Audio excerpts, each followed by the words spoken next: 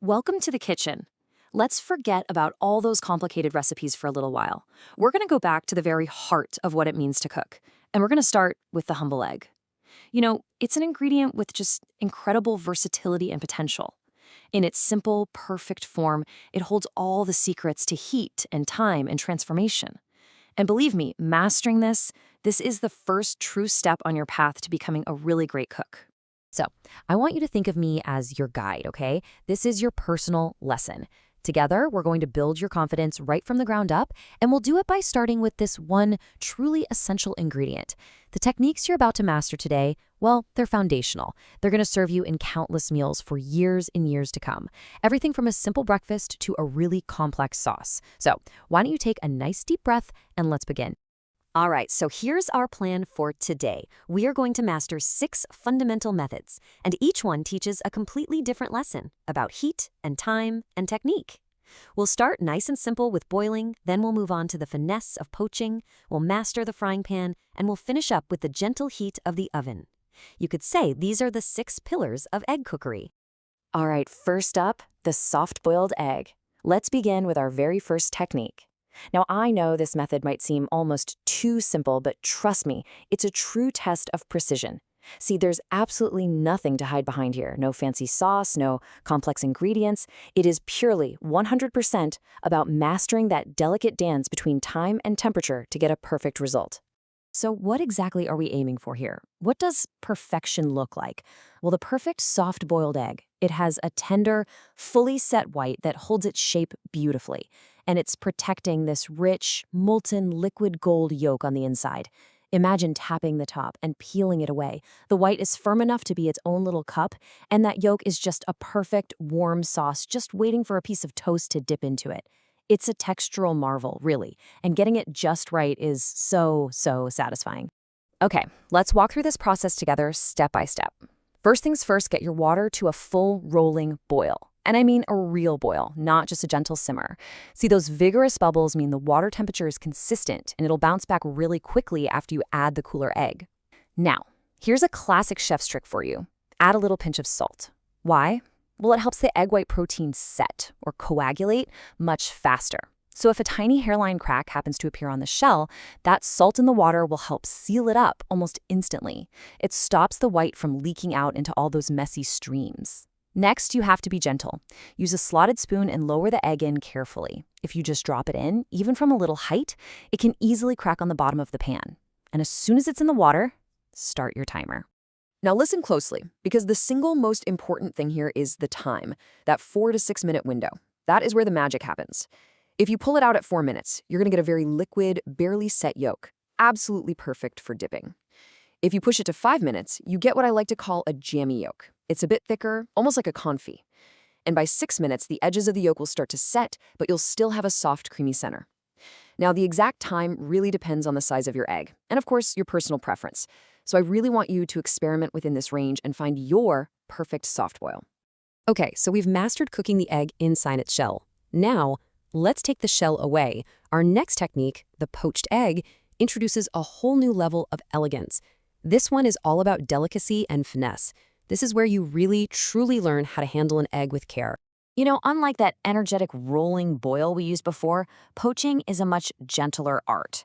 We're cooking the egg directly in the water without its shell. So our goal is to kind of coax the white into forming this perfect, tender, teardrop shape all around that liquid yolk.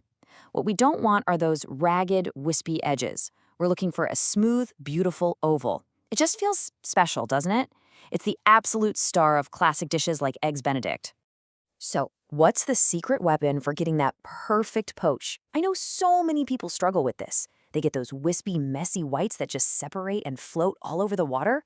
The solution is just a splash of simple white vinegar. That's it. See, the acid in the vinegar actually lowers the pH of the water, and that helps the egg whites set much faster. It encourages them to cling together beautifully right around the yolk instead of turning your pot into a cloudy mess. Now, this process really does require some care. First, and this part is non-negotiable, crack your egg into a small bowl or a ramekin. This gives you so much more control and makes sure you don't accidentally break the yolk. And another thing, you must use the freshest egg you can possibly find. As eggs get older, their whites get thinner and more watery, and that makes them much more likely to spread out.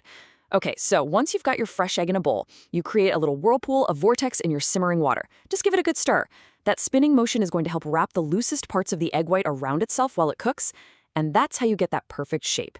Then just gently slide the egg right into the center, turn the heat down to a gentle simmer, and just watch the magic happen over the next few minutes. All right, let's move from the pot of water over to the frying pan. Our third technique is, of course, the classic fried egg. With this one, it is all about your relationship with the pan. It's about how you manage that direct, intense heat and how you handle the egg itself. This is all about direct control and getting those immediate results. And this, of course, brings us to one of the great breakfast debates. Are you a sunny side up person or an over easy person? You know, each style has its own special charm, and knowing how to execute both of them perfectly, well, that's the mark of a truly skilled cook. Your preference might even become your signature, so let's break them both down. Okay, for sunny side up, the beauty is really in its simplicity and, well, how pretty it looks. You just crack the egg into a hot, buttered pan, and you let it cook completely undisturbed. You'll get to watch the edges of the white get all crispy and golden, while that yolk stays perfectly pristine and runny, just staring right up at you. Now, for over easy, we introduce the flip. You'll cook it for a couple of minutes on the first side, season it, and then, with a confident flick of the wrist or a careful turn of a thin spatula, you flip it over. This just gives the top of the egg a little kiss of heat, creating a delicate film over the yolk but keeping the center gloriously liquid. Okay, time for something a little more playful. Technique number 4 is the egg in a hole. For so many of us, this is just a nostalgic classic, right? It brings you right back. It basically marries the fried egg with its absolute perfect companion, buttered toast, all in one charming little dish. And this is just wonderfully straightforward. You take a slice of bread, cut a hole right in the center, and make sure you save that little round piece you cut out. You place the bread in a hot buttery pan and crack your egg right into the middle. The bread acts like a perfect little mold for it. After a couple of minutes, you just flip the entire thing, bread and egg together, to cook the other side. Oh, and don't forget to toast that little cutout in the butter right alongside everything else. What you end up with is a fried egg and perfectly toasted bread, all in one neat, delicious little package. All right, let's move on to our 5th technique. And this one, well, it requires a completely different philosophy. With scrambled eggs, it's not about leaving the egg alone to do its thing. Nope, it's about constant, gentle motion. You're in an active partnership with the eggs here. It really is the art of the stir. You know, so many people tell me they struggle with scrambled eggs.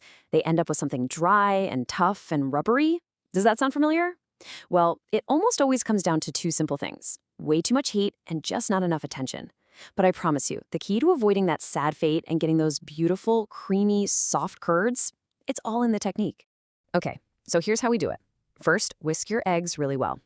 Now, for the liquid you add, milk will give you a richer, more custardy result. A little bit of water, on the other hand, creates steam, and that will give you lighter, fluffier curds. It's up to you. Now, the real key here is to cook them over medium heat. Please, not high heat. Pour your egg mixture into the melted butter and just let them sit for a moment, just to form a little base. Then, you begin stirring. Grab a wooden spoon or a heat-safe spatula and just constantly, gently move the eggs from the edge of the pan toward the center. You're creating small, delicate curds. And here's the final secret. When they look just a little bit underdone, when they still have a bit of a shine to them, take them off the heat. That residual heat from the pan will finish cooking them perfectly. And of course, once you've really mastered the basic technique, that's when you can start getting creative. This simple dish is so easy to elevate, and this is where you can really make it your own. So towards the very end of cooking, right as you're taking the pan off the heat, try folding in something extra. Maybe some sharp grated cheese that'll melt into these gooey ribbons, or little salty bits of ham, or maybe some fresh herbs and scallions for a bright aromatic finish. See? That's how you turn something simple into a truly luxurious meal. All right, for our 6th and final technique, we are leaving the stovetop behind completely. We're moving over to the oven to make a simple baked egg. Honestly, this method is the very definition of effortless elegance. It's almost completely hands-off. You just let the gentle, ambient heat of the oven do all the work. It's absolutely perfect for a relaxed weekend brunch. Now, as with all good cooking, temperature control is absolutely critical. So you'll need to preheat your oven to a moderate 350 degrees Fahrenheit, that's 180 Celsius. It's this even, consistent heat that's going to gently cook the egg without scorching it. See, if the oven is too hot, the whites will get tough. If it's too cool, they'll never really set properly. That moderate temperature is what gives you that tender, almost custard-like texture we're looking for. And believe me, the process really couldn't be simpler. All you do is lightly grease a small oven-safe dish. A ramekin is perfect for this. Crack an egg into it and then season it. One little tip, it's always best to let your eggs come to room temperature first. This just helps them cook more evenly. Then you pop it in the oven, and in about 17 to 20 minutes, you'll have these perfectly cooked eggs with fully set whites and soft, dippable yolks. All they need are some soldiers of buttered toast for dipping. So as we wrap up, let's go over the golden rules we've learned today. First, freshness is paramount. Always use the freshest eggs you can possibly find because their quality really shines through in these simple preparations. Second, always control your heat. Remember, medium heat is often your best friend. Too high and you just rush the cooking and lose all control. Third, timing is everything. You have to respect your timer because a minute, even 30 seconds can make all the difference. Remember too that simple ingredients like salt and vinegar aren't just for flavor, they're tools. And maybe the most important rule of all, when you truly master these basics, you unlock an entire world of culinary creativity. So there you have it. You now have the knowledge. You have the techniques. You possess the foundation upon which, well, countless incredible meals can be built. The only question left for you is, what will you create first? The kitchen is yours. Now go and cook.